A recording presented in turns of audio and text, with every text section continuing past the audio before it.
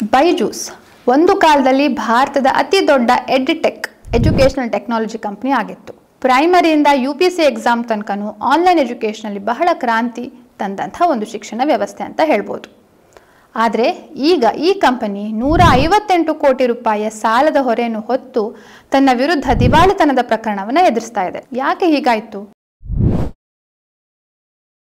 2019ರಲ್ಲಿ BCCI ಒಟ್ಟಿಗೆ team sponsors ಒಪ್ಪಂದವನ್ನು ಬೈಜೂಸ್ ಮಾಡಿಕೊಂಡು ಭಾರತದ ಕ್ರಿಕೆಟ್ ಟೀಮ್ ಉಪಯೋಗಿಸುವಂತಹ ಎಲ್ಲ ಕಿಟ್ಸ್ ಇರ್ಬೋದು ಅಥವಾ ಜೆರ್ಸಿ ಅಥವಾ ಎಲ್ಲ ಪ್ರಾಡಕ್ಟ್ಗಳ ಮೇಲೆ ಬೈಜೂಸ್ ಹೆಸರು ಬರಬೇಕು ಅಂತ ಡೀಲ್ ಆಗಿತ್ತು.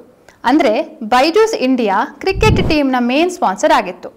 ಆದರೆ ಈ ಎಕ್ಸ್ಕ್ಲೂಸಿವ್ ರೈಟ್ಸ್ನ ಪ್ರತಿಯಾಗಿ ಬೈಜೂಸ್ BCCIಗೆ 158 ಕೋಟಿ ರೂಪಾಯಿ ನೀಡಬೇಕಿತ್ತು. ಆದರೆ ಕಾಲಕ್ರಮೇಣ ನೀಡಲಿಲ್ಲ. ಅದರ ಜೊತೆಗೆ ಬೇರೆ ಸಾಲಗಾರರು ಬೈಜೂಸ್ ವಿರುದ್ಧ ಮೊಕದ್ದಮೆಗಳನ್ನು ಹಾಕಲಿಕ್ಕೆ ಪ್ರಾರಂಭ ಮಾಡಿದ್ರು.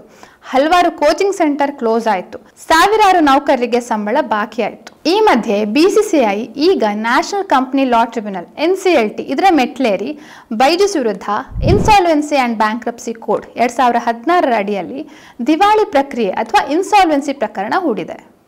ಇದರ ಎಫೆಕ್ಟ್ ಏನು?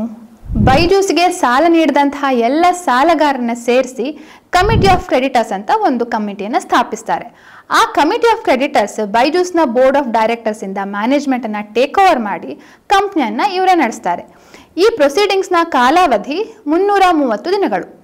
ಈ ಸಮಯದಲ್ಲಿ ಕಂಪ್ನಿ ವಿರುದ್ಧ ಯಾವುದೇ ಸಿವಿಲ್ ವ್ಯಾಜ್ಯ ಹಾಕಲಿಕ್ಕಿಲ್ಲ, ಕಂಪ್ನಿಯ ಆಸ್ತಿ ಮಾರಾಟ ಮಾಡಲಿಕ್ಕಿಲ್ಲ, ಮೊರಾಟೋರಿಯಂ ಅಂತ ಕರೆಸ್ಕೊಳ್ಳುವಂಥ ಈ ಸಮಯದಲ್ಲಿ ಕಂಪ್ನಿಯ ಸಾಲ ಬಡ್ಡಿ ಎಲ್ಲವೂ ಫ್ರೀಸ್ ಆಗಿಬಿಡುತ್ತೆ. ಒಂದು ವೇಳೆ ಆ ಸಮಯದಲ್ಲಿ ಬೈಜೂಸ್ ಕಂಪ್ನಿಯನ್ನು ಯಾರಾದರೂ ಖರೀದಿ ಮಾಡಲಿಕ್ಕೆ ಬೈಯರ್ ಸಿಕ್ಕಿದ್ರೆ ಕಂಪ್ನಿಯನ್ನು ಮಾರಾಟ ಮಾಡ್ತಾರೆ, ಕಂಪ್ನಿ ಮತ್ತೆ ರಿವೈವ್ ಆಗುತ್ತೆ, ಮೊದಲಿನ ಥರನೇ ನಡೆಯುತ್ತೆ. ಆದರೆ ಖರೀದಿ ಮಾಡಲಿಕ್ಕೆ ಯಾರೂ ಸಿಗಲಿಲ್ವಾ? ಆವಾಗ ಕಂಪ್ನಿಯ ಆಸ್ತಿಯೆಲ್ಲ ಮಾರಾಟ ಮಾಡಿ ಅದರಲ್ಲಿ ಸಿಕ್ಕಷ್ಟು ಹಣದಿಂದ ಬಾಕಿ ಇರುವಂತಹ ಖರ್ಚು, ಸಾಲ, ಸಂಬಳ ಇದನ್ನೆಲ್ಲ ನೀಡಲಿಕ್ಕೆ ಉಪಯೋಗಿಸ್ತಾರೆ. ಸೊ ಹೀಗೆ ಮುಂದಿನ ದಿನಗಳಲ್ಲಿ ಬೈಜೂಸ್ ಯಾವ ರೀತಿಯಲ್ಲಿ ರಿವೈವ್ ಆಗತ್ತೆ ಅಥವಾ ಲಿಕ್ವಿಡೇಷನ್ ಆಗತ್ತಾ ಅಂತ ಕಾದು ನೋಡಬೇಕು. ಈ ರೀತಿ ಪ್ರಾಕ್ಟಿಕಲ್ ಕಾನೂನು ವಿಷಯಗಳನ್ನ ತಿಳ್ಕೊಳ್ಳಿಕ್ಕೆ ಫಾಲೋ ಹಾಗೆ ಶೇರ್ ಮಾಡಿ.